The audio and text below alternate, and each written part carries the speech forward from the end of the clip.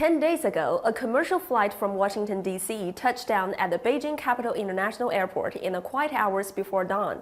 The flight carried China's long-lost national treasure, 2 volumes of the ancient Zidanku Silk Manuscripts. That moment, after 79 years adrift overseas, the precious artifacts finally returned home. In Chinese, silk or satin-based textiles are generically termed bo. Before the invention of paper, ancient Chinese wrote classical texts on silk known as bo-shu or silk manuscripts. The Zidanku Silk Manuscripts are to date the oldest examples of such ancient texts unearthed in China, dating back over 2,300 years. Richly illustrated and paired with explanatory texts, the manuscripts explore the origins of the 4 seasons and 12 months, the taboos and auspicious practices at different times, as well as military strategies for offense and defense in war. The invaluable texts were illicitly excavated from a Chu state tomb in 1942 at the Zidanku site in Changsha, Hunan province. They eventually fell into the hands of Cai Jixiang, a Chinese antiques collector. But several years later, John Hadley Cox, an American, coaxed Cai into giving the silk manuscripts to him under the guise of photographing the manuscripts using infrared devices to decipher the faded text. Exploiting Cai's trust, Cox never returned the silk manuscripts and instead smuggled them to the U.S. Since then, the national treasure has been separated from its homeland. The long journey home has crystallized the efforts of many. The Zidanku Silk Manuscripts consist of 3 volumes. After being illicitly brought to the U.S., 四时令, the first volume, was purchased by Dr. Sackler in 1966. A doctor and art collector with a deep affection for China, Dr. Sackler fully recognized the significance of the silk manuscripts and believed artifacts of such gravity should not be kept outside of their country of origin.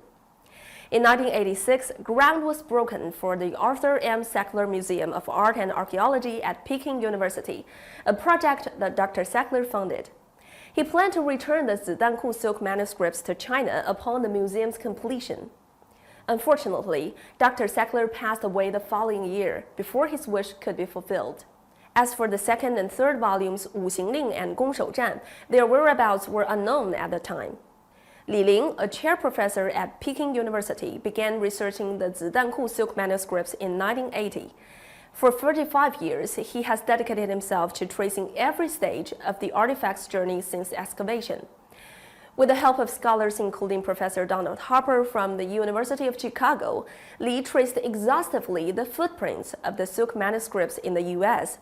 It turned out that the 2 missing volumes were stored in a shoebox by John Hadley Cox and were kept in Washington, D.C. until 1992, when Cox donated them anonymously to the National Museum of Asian Art. Professor Donald Harper, based in the U.S. at the time, connected with members of John Hadley Cox's family. In 2024, Harper handed over a crucial piece of evidence to China, the lid of the shoebox that once held the silk manuscripts donated by Cox's granddaughter. The lid clearly locked the manuscripts several transfers after arriving in the U.S. While scholars like Li Ling and Donald Harper worked tirelessly on the silk manuscripts, the Smithsonian Institution in the U.S. issued a policy on the ethical return of all cultural artifacts acquired through improper means. Buttressed by the solid and complete chain of evidence, China officially launched its recovery of the 2nd and 3rd volumes of the Zidanku Silk Manuscripts. Following over a year of extensive consultation and negotiation, the scene we showed at the beginning finally materialized. The success also gives us confidence that the return of 四时令, the first volume, is not far behind. Since China and the U.S. signed their first MOU in 2009 to prevent illegal importation of Chinese cultural artifacts into the United States, it is believed almost 600 items or sets of lost cultural relics have been repatriated to China. Li Ling, who has devoted decades of his life to researching silk manuscripts, said that the retrieval of the Zidanku silk manuscripts would have been impossible through his efforts alone. It is the joint efforts of both Chinese and American scholars and the cooperation between the 2 countries to help lost cultural artifacts return to their countries of origin that allowed these national treasures to come home. Through the plexiglass encasing the artifacts, one can still see the faintly discernible writing on the remains of the now brown Zidanku silk manuscripts fragments, offering a peek into ancient reflections on the universe and life from 2 millennia ago. Their 79 journey home also reflects the spirit of equal dialogue and cooperation between China and the United States.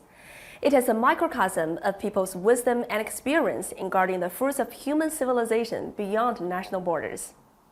I'm Sun Wen Lu in Beijing. Thank you for watching.